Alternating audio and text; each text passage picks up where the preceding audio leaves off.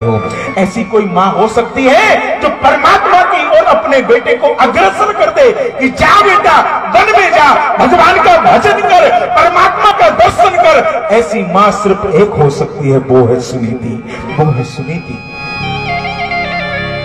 वो धन्य है मां।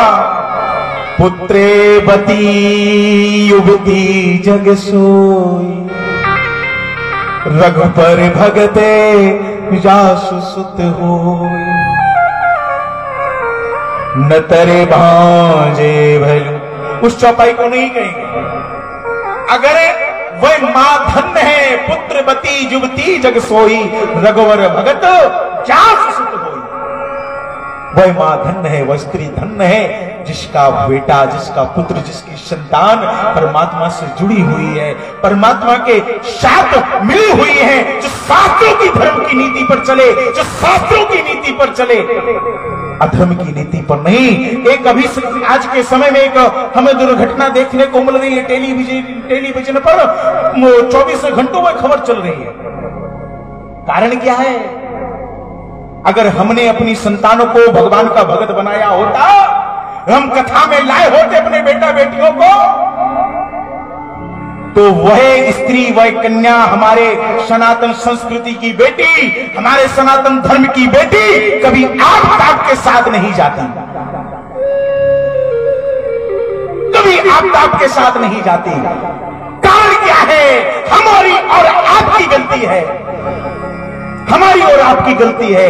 कभी हम अपनी बेटी को, अपने बेटे को कथा में नहीं लाए। कहीं ऐसा ना हो कि मेरी बेटी मीराबाई बन जाए, कहीं मेरी बेटी भगनी निवेदिता बन जाए, कहीं मेरी बेटी बहन मदालसा बन जाए, कहीं अनुसुईया ना बन जाए, कहीं मेरा बेटा ध्रुव प्रहलाद ना बन जाए। ध्यान से सुनना मेरी माताएं, भाइयों, बंधुओं, सनातन धर्म में पैदा हुए हैं हम लोग, सनातनी हैं, हमें सनातन की बात को मानना पड़ेगा, आज नहीं तो कल मानना पड़ेगा।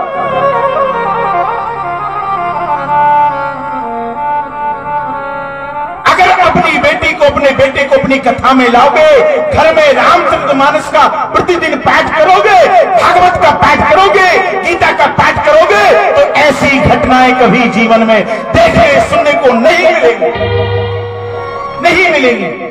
और जब तक हम अपनी कथाओं को, अपने जीवन को में इन राम कथा, भागवत कथा को नहीं उतारेंगे, ऐसी घटनाएं, आज दिल्ली की एक बेटी की बात है, फिर ना जाने कहां एट नगर की, उरई नगर की, कौच नगर की, कहां कहां की बेटियों की बात होगी, सबका नंबर आएगा।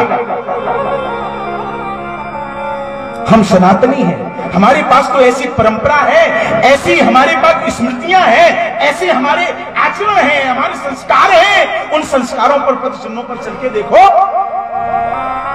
अगर मैं विश्वास दिलाता हूं, अपनी बेटी, बेटा, बेटियों को भागवत में लाना प्रारंभ कर दो, उनसे कहो भागवत सुनो, मोबाइल मत चलाओ। सबसे बड़ा दुश्मन हमारे जीवन में मोबाइल आ गया।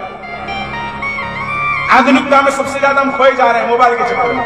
अच्छी बात है, मोबाइल का आविष्कार होना चाहिए, लेकिन मोबाइल के साथ साथ अपनी संस्कृति को नहीं भूलना चाहिए, अपने संस्कारों को नहीं भूलना चाहिए।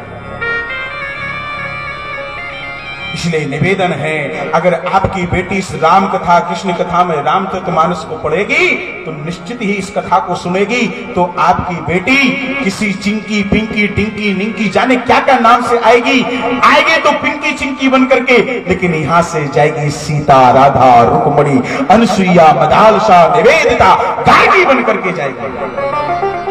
अगर आपका बेटा यहां पर टिंकू, पिंकू, पिंकू बन करके आएगा, लेकिन आपका बेटा यहां से राम, लक्ष्मण, भरत, शत्रुघ्न, राम, कृष्ण और बलराम बन करके जाएगा, ध्रुव बन करके जाएगा।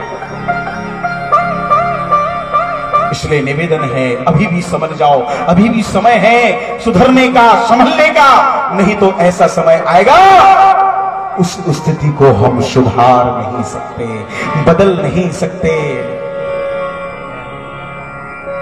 तो पुत्रेवती युवती जग सोई, भगवान का भक्त, गोविंद का भक्त, राम कथा, भगवान के भजन में मन लगे तो समझो कि आप पुत्रवती हैं। नहीं तो बाबा ने संज्ञा दी है, उसके बाद की चौपाई पढ़ोगे रामचरितमानस में, न तरुबाज बले बाद बयानी, ऐसे शब्द का प्रयोग किया है जो पशुओं के लिए किया जाता है, जो पशुओं के लिए किया जाता है।